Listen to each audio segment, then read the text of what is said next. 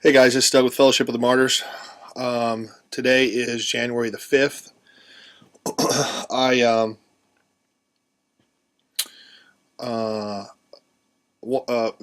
Dear sister here posted a email thing that goes around the internet on her Facebook, and it's a combination of two emails I've seen before. One is the absence of God between a professor and a student, where the atheist professor, you know, wants to mock God and disprove God in front of his class, and some student steps up and says something really wise.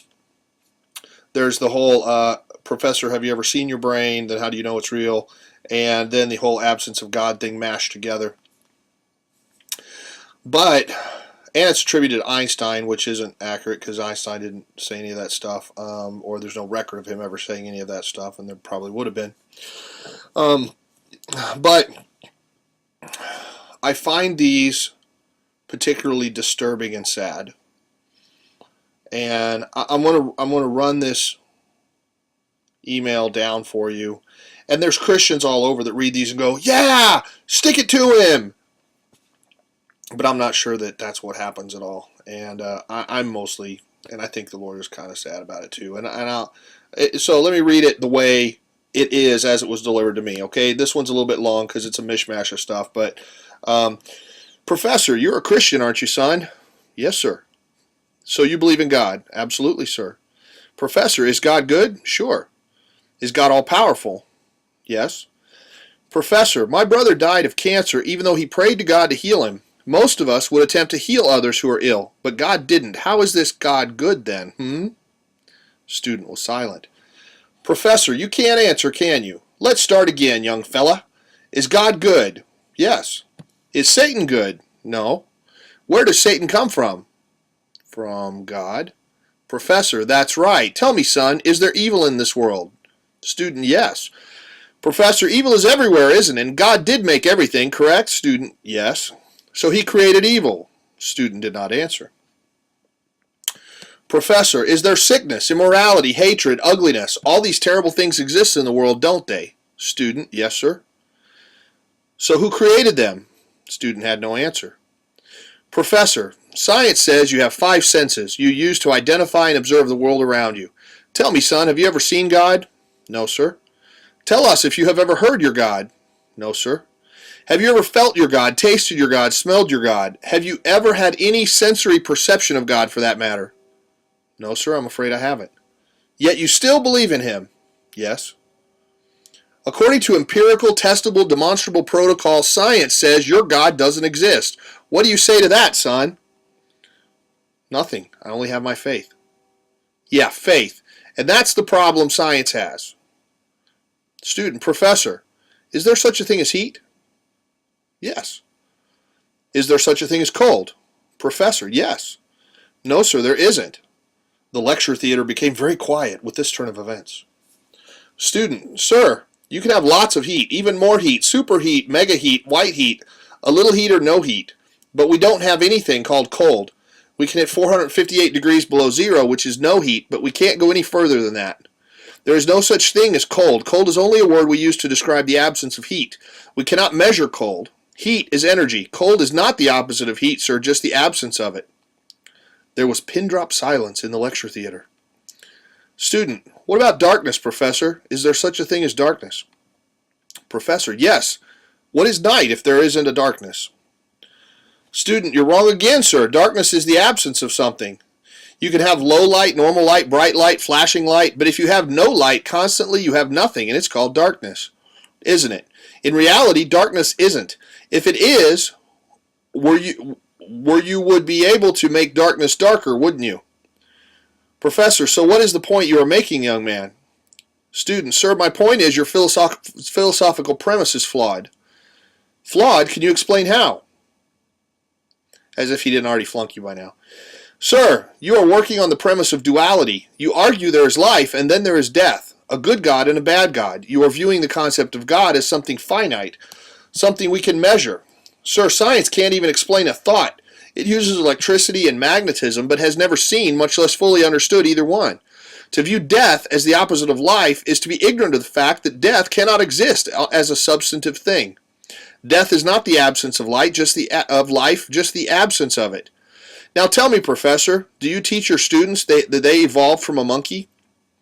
If you're referring to the natural evolutionary process, yes, of course I do. Have you ever observed evolution with your own eyes, sir? The professor shook his head with a smile, beginning to realize where the argument was going. Student, since no one has ever observed the process of evolution at work and cannot even prove that this process is an ongoing endeavor, are you not teaching your opinion, sir? Are you not a scientist, but a preacher? The class was in an uproar. Student, is there anyone in the class who has ever seen the professor's brain? The class broke out into laughter. Is there anyone here who has ever heard the professor's brain, felt it, touched, or smelt it? No one appears to have done so. So according to the established rules of empirical, stable, demonstrable protocol, science says that you have no brain, sir. With all due respect, sir, how do we trust then your lecture, sir? The room was silent. The professor stared at the student, his face unfathomable. I guess you'll have to take them on faith, son. That is it, sir. Exactly. The link between man and God is faith. That is all that keeps things alive and moving. P.S. I believe you have enjoyed... Okay, anyway. And supposedly it was Einstein. Of course it wasn't Einstein. Okay. The whole stick it to the atheist professor emails. Okay. Yeah! But I think it's fairly pitiful. Let me try it a different way.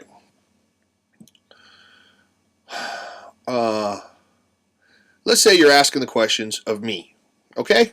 And I'm the student, and the atheist professor wants to run through this script with me. You're a Christian, aren't you, Doug? Yes, sir. So you believe in God? Absolutely, sir. Is God good? Oh, yeah. Is God all-powerful? Sure, yeah. My brother died of cancer even though he prayed to God to heal him. Most of us would attempt to help others who are ill, but God didn't. How is this God good then? Well, I prayed about that. And I asked the Lord about that, and he said he saved your brother, got him clean out of crack, and if he hadn't killed him when he did, he would be back on the street, living a life, and would be lost forever and die in hell, so God had to kill him quick. Now, if I hit that one right on the nose, and the professor knows that his brother just got clean of crack and was radically transformed by God and then died of cancer, I know people. Their son was a renegade for years. They prayed and prayed and prayed and begged and pleaded for the Lord to save him. He got radically saved, radically transformed, was street preaching, got hit by a bus and died. But Lord, he was just starting. Satan took him out because he was going to be so effective for the gospel. Lord's like, no, he was going to go back into sin and turn against me in another week. I had to kill him now to keep him. Okay, so that's one possible answer.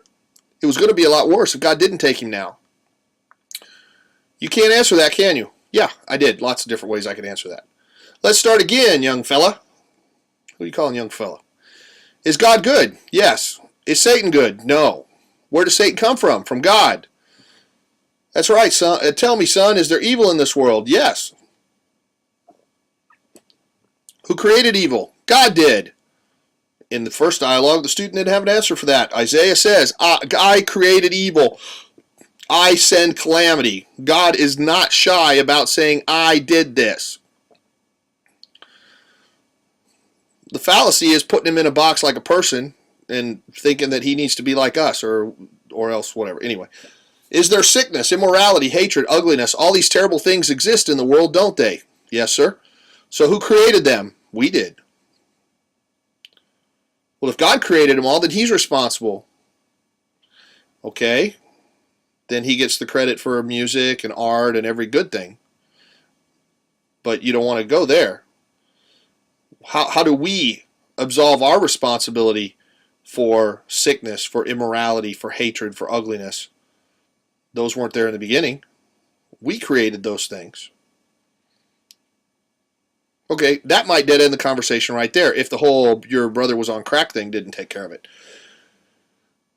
Science says you have 5 senses you use to identify and observe the world around you.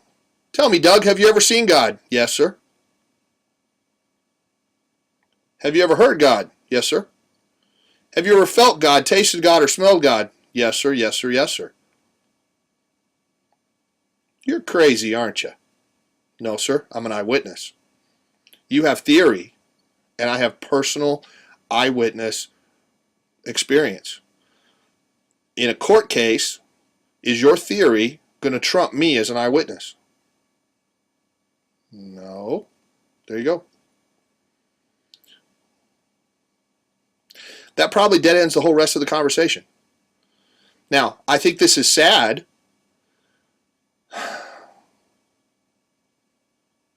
because the normal Christian life,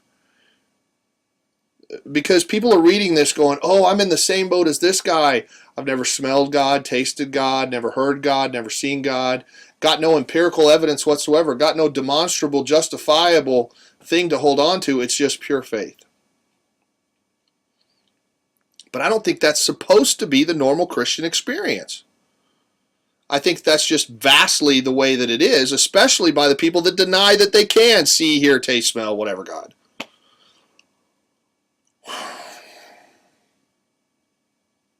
I know him to be more real than you. I know him to be more personal, bigger, shinier. I've seen colors that there aren't colors on earth. I've smelled smells. I've heard flowers sing and water flowing in heaven, singing praises as it flowed. I've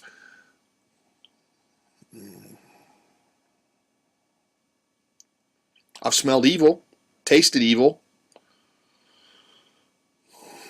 You know, it doesn't go on about Satan and the reality of that. Felt Satan? Yeah. Wrestled with him? Yeah. Seen demons? Yeah.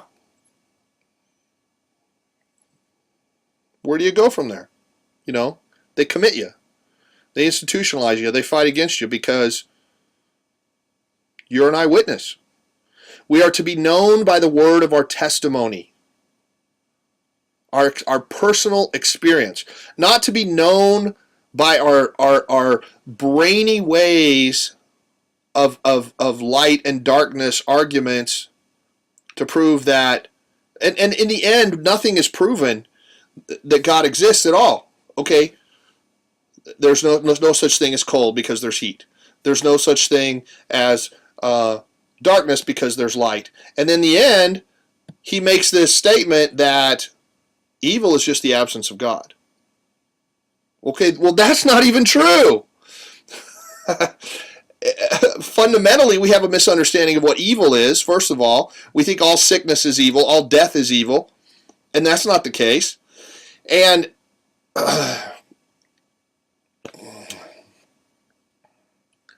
so you end up with with an atheist and a deist, you know, coming to a philosophical argument to a conclusion. But a deist believes there's a God out there somewhere, but he's fairly impersonal and we can't really know him. A theist believes that he is personal, can have a name, can have a relationship with him. A lover of Jesus Christ ought to be in relationship with that living, breathing, walking, talking, smelling person. I felt him put his hand on my shoulder. I felt him pull me up on his lap and give me a hug and rub my head and make everything better. More real than I can explain. I've heard the audible voice of God at times. One time I was sleeping, it was 7 o'clock in the morning, and something kicks the end of my bed. I'm like, oh, no, you didn't, because I'm used to demons trying to mess with me when I'm sleeping, and I don't like being messed with when I'm sleeping. So I start rebuking stuff. Kicks the end of the bed again, and Jesus says, it's time to get up, rebuke me all you want. I'm sorry, Lord. One time it's like 7 in the morning, 8 in the morning. I'm staying at a hotel. My phone is across on the TV, on the dresser over there, across the room, and it starts going off.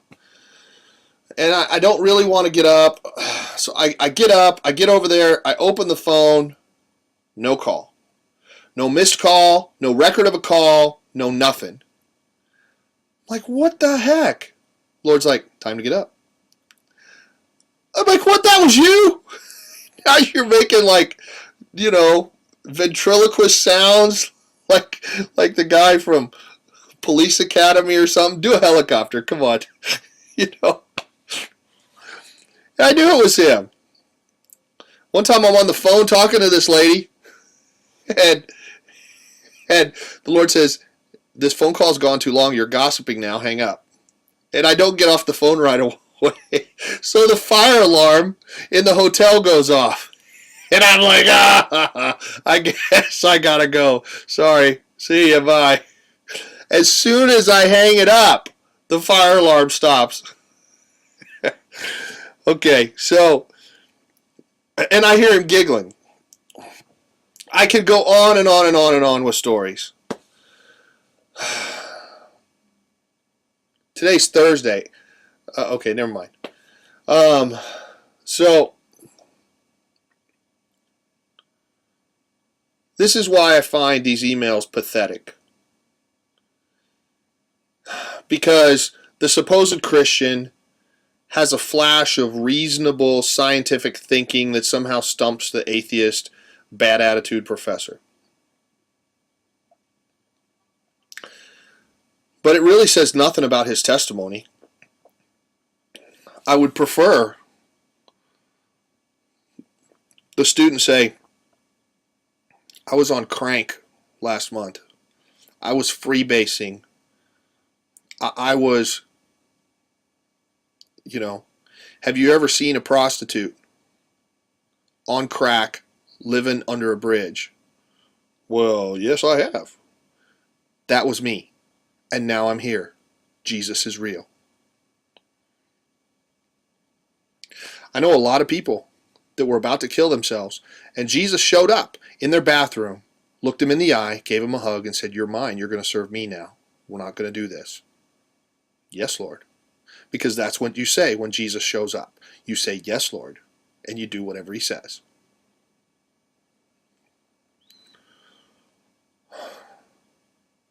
Wouldn't it be better for these conversations to end like that? There's another one where the professor, sits a stool up in front of the class and says, every semester I do this right away to prove that there's no God, so we don't have to have this conversation at any time during class. In the next 15 minutes, if there's a God, I pray that he would knock me off this stool. And if he doesn't, then that proves there's no God. And a Marine in the class, after about 14 minutes, gets up, walks over to him, cold cocks him, knocks him off the stool, and says, God was busy, he sent me. Okay, so we're encouraging violence at the cost of atheists and looking macho and, really? Is God really that interested in proving himself to that annoying atheist anyway, that he needs to send a Marine to cold cock him, as if the police weren't called and he didn't go to jail, and like, hoo-hoo, hoorah!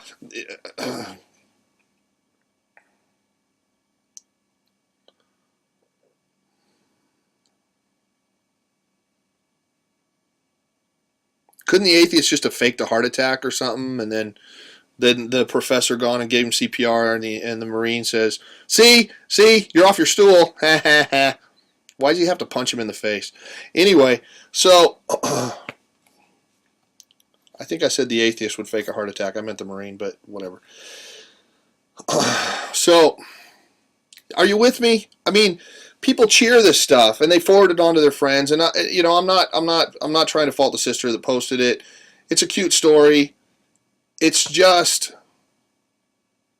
and the vast majority of pew-sitting, church-going Christians cheer this stuff on because all they can hope for is some epiphany of reason to win their case against the doubters and atheists and snarky anti-religionists. And first of all, the first thing you have to remember when you're dealing with the world is that they're wrong. And anything that they say and whatever has to be considered through the filter of the fact that they're wrong. Now, they might say something that somehow is in agreement with Christ. They might even quote scripture. But you have to keep in mind who's the world and who's of Christ. And a whole bunch of the world that this churchianity actually says they're of Christ and they're not. So I wish that it wasn't so rare that people could send out emails where the professor says, "Have you ever heard God?" "Yes." "Really?" "Yeah, how much time we got?" Let me run down some examples of the times in my life when I absolutely, incontrovertibly heard God. When I gave somebody $63.18 toward their electric bill because that's exactly how much God told me to give them, and that was to the penny how much their bill was. How many more do you want? Brother Patrick just came back from England. He was going for 3 months to visit his sisters. He told me he was going. I'm like, yeah, I'm not feeling the whole 3-month thing. I think you'll be back in about a month. Is he back in about a month? Yep. Called it exactly. Okay. Yeah. Did I reason that out? No, the Lord's like, yeah, it ain't gonna last 3 months. No way.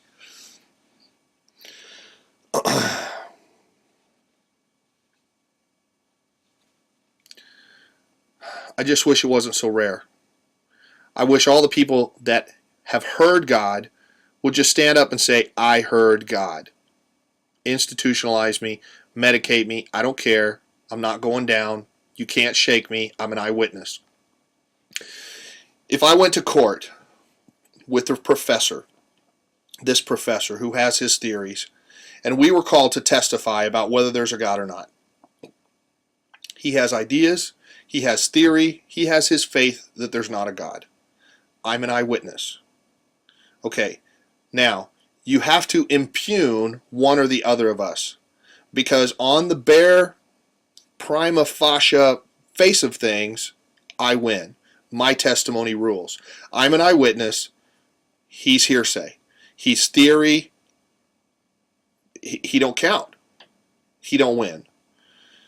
Unless you can dismiss my testimony and prove that I'm wrong, you lose. So you have to show that I made it up, I intentionally lied, I'm insane, or something else. And you have to show that all of the things, you have to dismiss me as a witness somehow and impugn me so that my testimony is not credible. I don't think you can do that. And I think the only way you could do that is with theory, which again doesn't work. There are people that say, Doug is wrong and he's not telling the truth and he's a false prophet because God doesn't talk to people. Therefore, if Doug says God talks to people, that is prima facie evidence that he's lying because God doesn't talk to people. Okay, but that's still theory. You're still using theory to try to overrule my eyewitness testimony. And you can't have a theory that says God doesn't talk to people and it be observable when I can have 800 million Christians come in and say, yeah, I heard God. Yeah, I heard God. Yeah, I heard God. Like Miracle on 34th Street with the Santa Claus letters. Except they're all real. I'd like to go to court someday and somebody say, God doesn't talk to people. You're crazy. I'm like, how many witnesses would you like me to present that have heard God? Because I'll be glad to call a couple of thousand people up here to the stand right now to tell their stories of how they've heard God. I don't think, with all of the website and all the email and the people here and everything else, I don't think I'd have a problem coming up with at least 1,000 people that would testify in court of their stories of having heard God and knowing that it was God. And that's without trying real hard or putting a big ad in the newspaper or something. Wouldn't it just be better if we were known by the word of our testimony than scientific arguments to try to prove something which in the end isn't proved anyway? He proved the link. The quote at the end is, the link between man and God is faith. That is all that keeps things alive and moving. Faith is what keeps things alive and moving? No, God is what keeps things alive and moving. We created God through our faith? The world goes around because of our faith? No. No. We're only connected to the real by our faith. This is an illusion. This is the little sand lot playground practice session before the real game.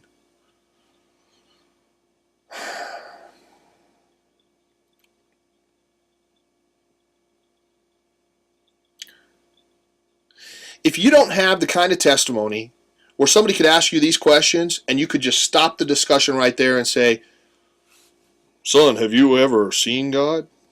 Yes. Have you ever heard God? Yes. If you don't have that kind of testimony, then pray that the Lord would reveal himself to you that way.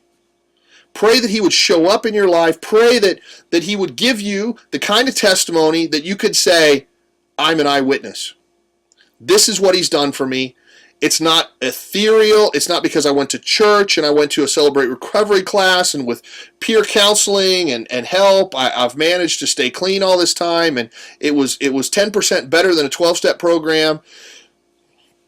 Okay, I'm not dismissing that God uses those things. I'm grateful for those things. But pray that you would have a testimony of the glory and might and power of God that would stop conversations short. That the atheist would be stumped instead of the student going, oh, I don't know how to answer that. I think God is good, but I don't know what to do with evil. Isaiah says God created evil. Okay? There was a moment in my life, an encounter that I had with Jesus, when I saw through his eyes.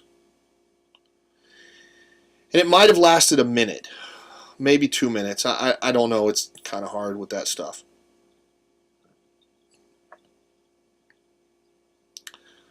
But I had prayed for the mind of Christ. And for a minute or two, I saw everything. Everything. The beginning to the end, every planet, every solar system, every sick child, everything. And it made perfect, beautiful sense. And it was flawless work of art with every piece in place, and it was glorious, and it was awesome, and it glorified the Father in a way that I could never even fathom. And it went so fast, and it was so big that I couldn't process any of it except to know, wow, now I get it. It all makes perfect sense. And it's glorious, and he's good. And you can't beat that out of me. You can't steal that from me. You can't talk me out of that. And when somebody tells me this horrible thing just happened to me, and I say, it's all part of the plan. It's not some cute saying that I've used and found to cope with stuff. It's because for an instant, I saw the plan, and it's all part of the plan. And it's beautiful, and it's glorious.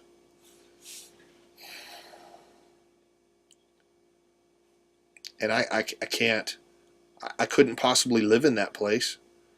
I think it was about all my brain could handle without exploding, and then he kicked me out of it.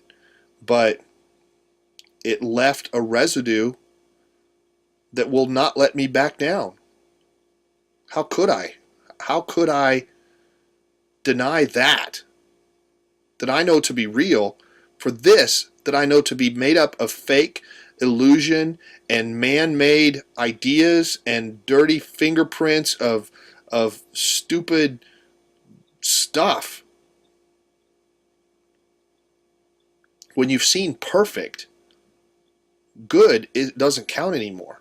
Good is filthy.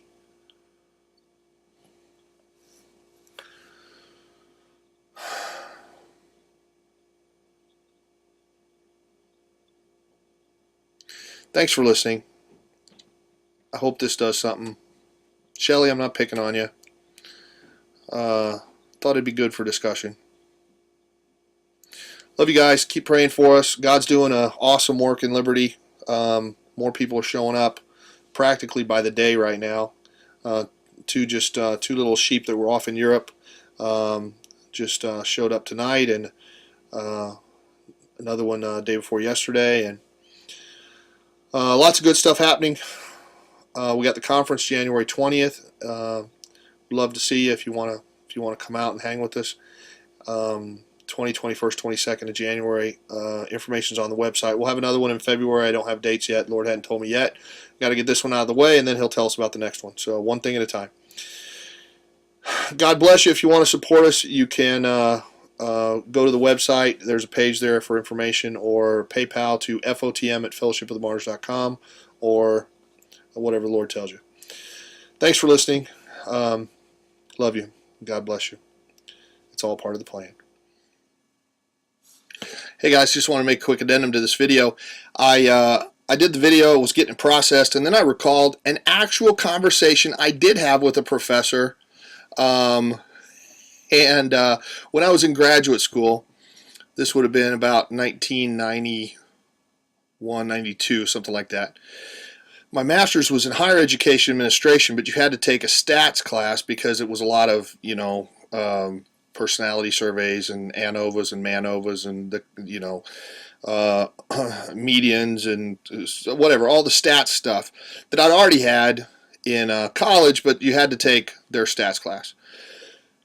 So it's a theater style classroom with probably 400 people, and then the professor comes in on the first day of class. He starts right off saying, we are going to, in this class about statistics, we are going to use the scientific method, and as an example of the scientific method, we're going to talk today about evolution, and how evolution is an example of the scientific method. So evidently all of his classes, no matter what they were about, he had to pound evolution. Oh, this is stats, okay? This is math.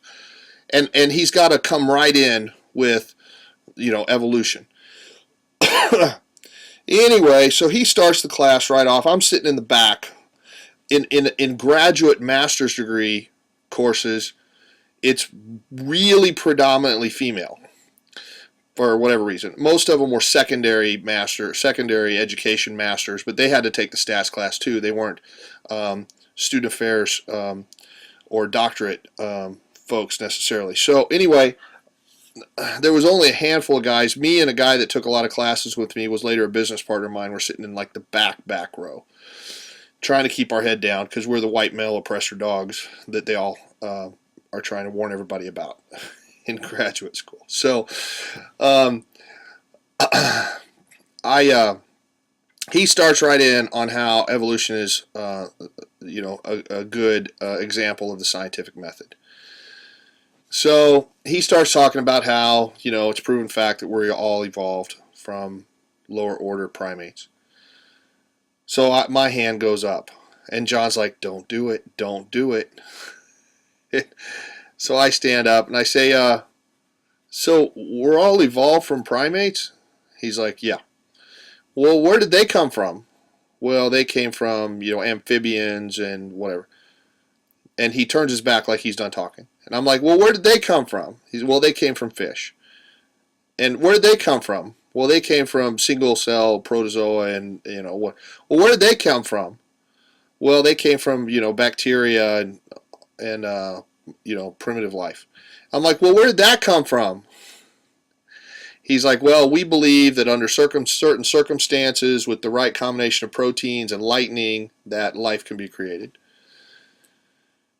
And I said, wow, I really respect how much faith you have to teach that.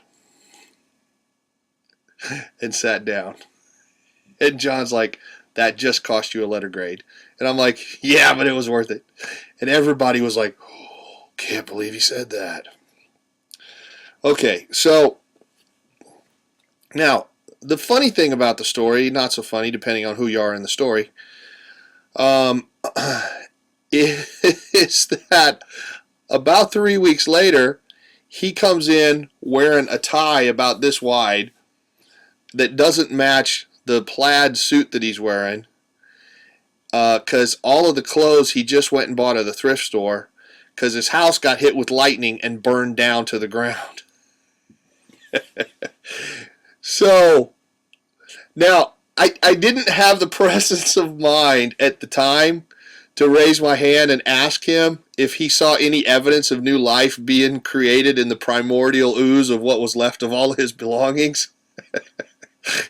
Or, if he was insured against acts of God. But he ticked off the wrong omnipotent being. So, and I got A's on every test, I got A's on every paper, and I got a B for the class. And could have gone and contested it, but I felt like it was a fair trade just for the chance to stand up and mouth off to him. And, anyway, so that was it. There was one other class I got a B in, and it was a similar thing where I just had to pop off to a professor. And anyway, that's a different story. Maybe we'll tell that some other time. So anyway, that is my real life true story encounter with the professor in a discussion about this, and where God ends up being the punctuation mark on the discussion. So maybe it got through to him, maybe it didn't, I don't know, but whatever. Okay, anyway, God bless you. That's all for now.